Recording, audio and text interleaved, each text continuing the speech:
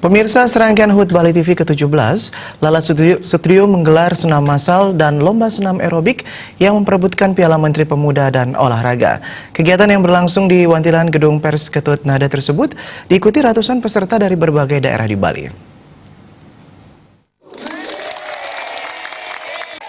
Lomba senam aerobik diawali pelepasan balon oleh Ibu Agung Satria Narade yang diikuti oleh para peserta lainnya. Acara dilanjutkan dengan senam bersama, dipandu sejumlah instruktur dari Lala Studio. Menurut pemilik Lala Studio, Chris Tangkudung, kegiatan tersebut bertujuan memeriahkan hari ulang tahun Bali TV yang ke-17, juga untuk meningkatkan minat masyarakat Bali untuk berolahraga. Setelah senam massal, dilaksanakan lomba senam aerobik yang melombakan 14 kategori. Peserta yang memperoleh nilai tertinggi di 5 kategori berhak atas piala dari Menteri Pemuda dan Olahraga.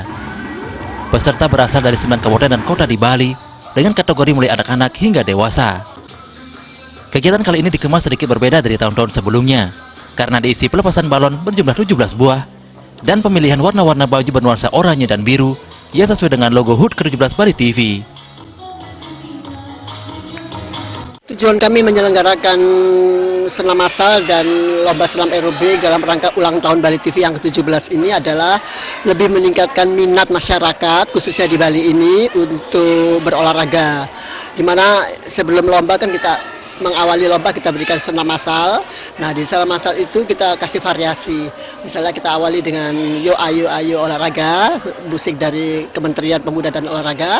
Kita lanjutkan dengan aerobik, lalu ada senam pucuk-pucuk GWR, ada juga dance fitness, ada juga Gemu Famire, Flobamora, dan dangdut. Jadi supaya masyarakat umum tidak terlalu lelah di senam massalnya. Dan kita libatkan juga dari taman kanak-kanak, bahwa senam massal itu dari taman kanak-kanak sampai nenek-nenek harus berolahraga.